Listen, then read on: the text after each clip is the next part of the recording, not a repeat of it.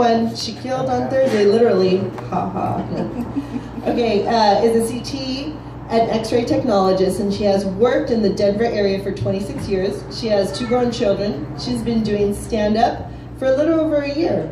When she isn't working, she enjoys cuddling with her bipolar chihuahua named Walter. Let's give a warm round of applause to Sherry Bass.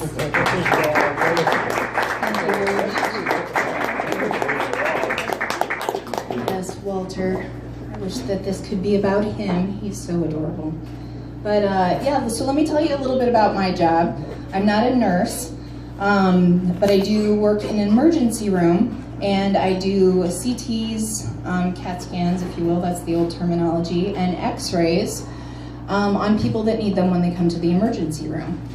The beautiful thing about my job is the typical CT or X-ray takes anywhere from 5 to 15 minutes. So that's how long I have to pretend that I care about you. So it's great. I can usually pull it off. Usually, it's iffy. I do have, I have a couple of patient stereotypes that drive me nuts. In the 26 years that I've been doing this, they prove to be pretty true to form. I'll tell you about those. The first one is the 20-something that comes in, usually wrapped in some sort of plush throw. It can vary, sometimes even like a queen-size quilt, and they're wrapped up.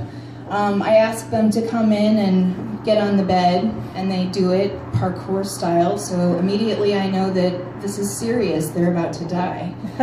So I start to ask them questions, and their mom, who has snuck into the room stealthily, ninja style, starts answering all of these questions for them.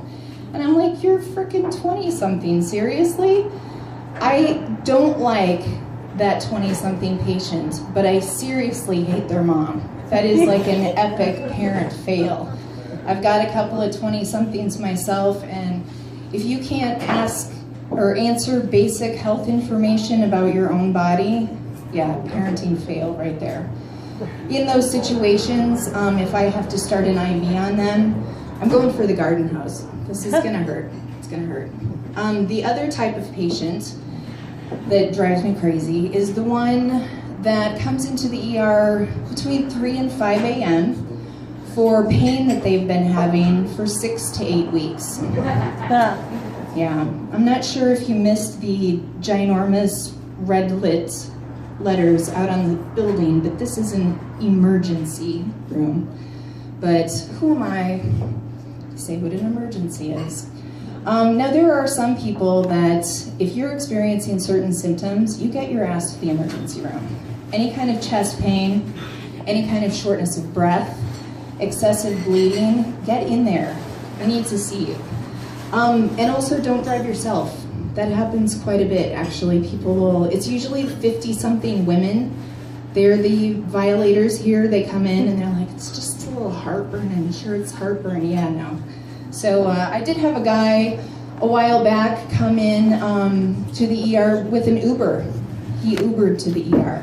I thought that was really creative and definitely less expensive than an ambulance ride. So that's awesome.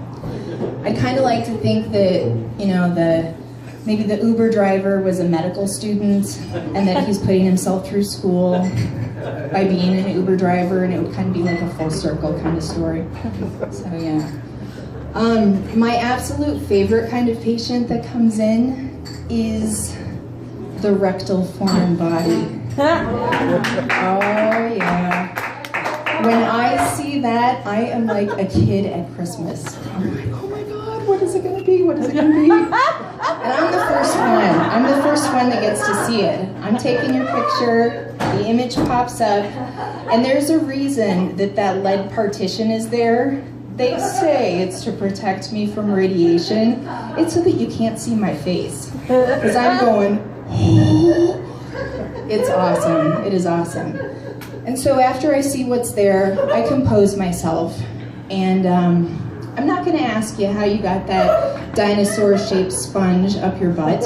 I mean, do I think you're an awful person? Absolutely. That belonged to the children. That was the child's toy. We have to wash it twice now in the dishwasher. That's gross. So, but you know, I am respectful. I come back out and I avoid eye contact with you so that, you know, whatever shred of dignity is on the bottom of your shoe, like a piece of toilet paper, we're going to keep that intact for you. You'll build it up later. And yeah, plus it's kind of a clear understanding. I won't look you straight in the eye, and I get to tell this story at the holiday party.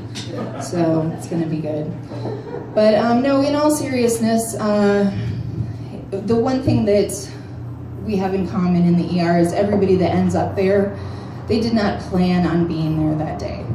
And so I've seen people at their best and at their worst, and heaven forbid if you ever end up on my CT or x-ray table, I promise not to use the hose, and I will even offer you a warm blanket. So thank you very much.